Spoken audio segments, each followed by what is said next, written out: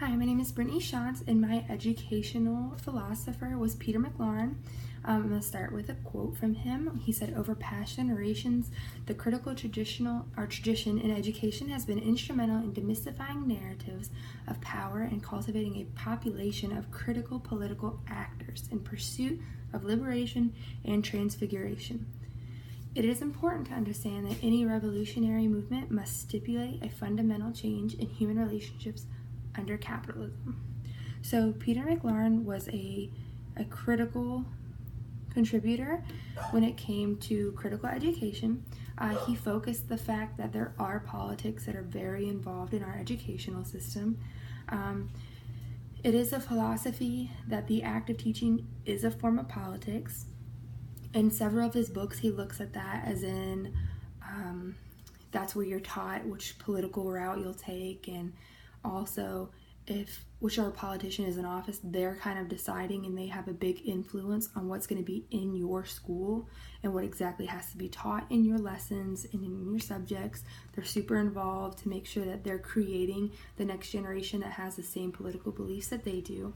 The great thing about Peter McLaren is he also acknowledges the fact that our schools are overcrowded and there's not a lot of teachers.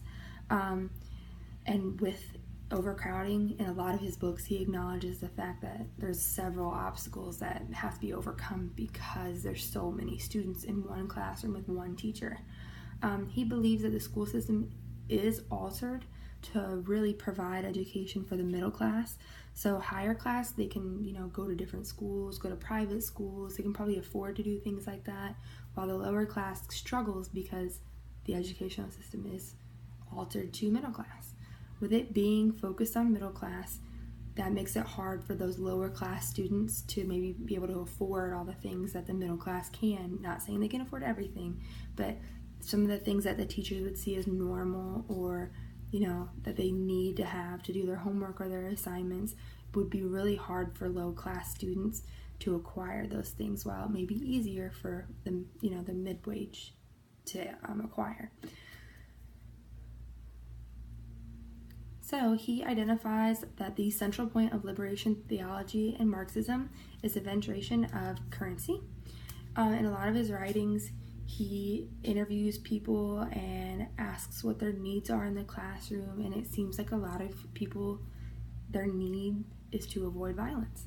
So when he's interviewing these people and he's asking all these things, he's coming to the conclusion that you're doing those things to avoid violent outcomes or a violent reaction from yourself or from another person, because that's not how you're raised. You don't want to be involved in violent situations if you don't have to be. He voices his opinion on government. He feels like they try to make subjects that they don't agree with seem really negative.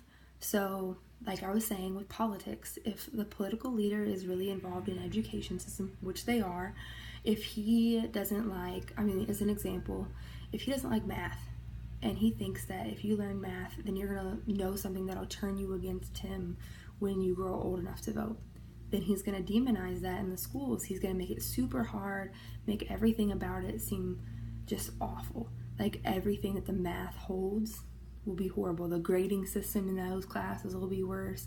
It's harder to teach because it's going to be a hard subject, because you're already creating a stigma that math is horrible. So with that, like I said, he sees political, like everything involving education is political.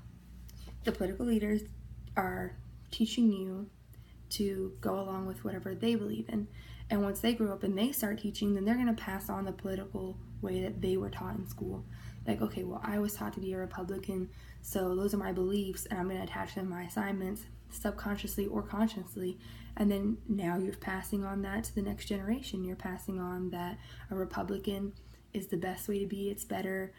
While we go back to math, demonizing a subject that political leader doesn't want you to learn, then being Republican, hating math, you're most likely statistically to grow up to be a Republican and have a strong dislike for math. Maybe not hate it, but so the political leaders, in all of his books, he explains, he sees them as the ones who are administering the education that they want to administer, nothing outside of that, and that's how they start making sure that you're only focused on the things they want you to focus on. So that was my presentation about Peter McLaren. I recommend reading some of his books. Life in Schools was the one I read, and I really liked how it opened up discussion about political leaders and their influences in our education system.